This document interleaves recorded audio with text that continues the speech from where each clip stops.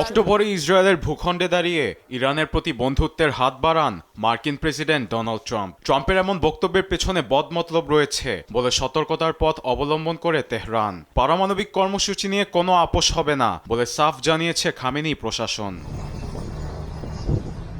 ইরানের প্রতি বন্ধুত্বের হাত বাড়ানোর বিষয়টি মঙ্গলবার জাতিসংঘ নিরাপত্তা পরিষদের বৈঠকে আবার তুলেছেন মধ্যপ্রাচ্যে নিযুক্ত মার্কিন রাষ্ট্রদূত মেগান ওর্টেগাস। ওয়াশিংটনের সঙ্গে হাত না মিলিয়ে তেহরান আগুন নিয়ে খেলছে মঞ্চে এ নিয়ে উত্তেজনা তৈরি করেন। ইরানের সঙ্গে সরাসরি আলোচনায় বসতে আমরা এখনো প্রস্তুত, তবে একটা জিনিস আপনাদেরকে জানাতে চাই, পরমাণু সমৃদ্ধকরণ কর্মসূচি বন্ধ করতেই হবে। 2 মেয়াদে প্রেসিডেন্ট ট্রাম্প বন্ধুত্বের হাত বাড়ালেও আপনারা তা গ্রহণ করেননি। ইরান আগুন নিয়ে খেলছে, এখনো সময় আছে, কূটনৈতিক আলোচনায় বসুন।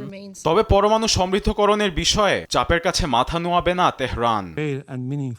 এনপিটি চুক্তি অনুযায়ী আমাদের পরমাণু সমৃদ্ধকরণের অধিকার আছে। এসব আপনারা না মানলে সে আলোচনার অর্থ নেই। ইরানকে অর্থনৈতিক নিষেধাজ্ঞা দিয়ে আগে থেকেই চাপে রেখেছে যুক্তরাষ্ট্র। আমাদের উপর হুমকি চাপিয়ে দেওয়ার কোনো মানে নেই।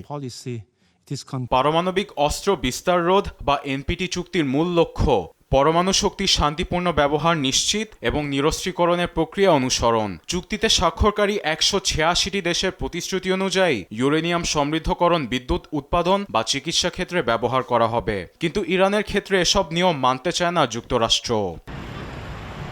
আরবেদ আফসার, নিউজ ডেস্ক, দেশ টিভি।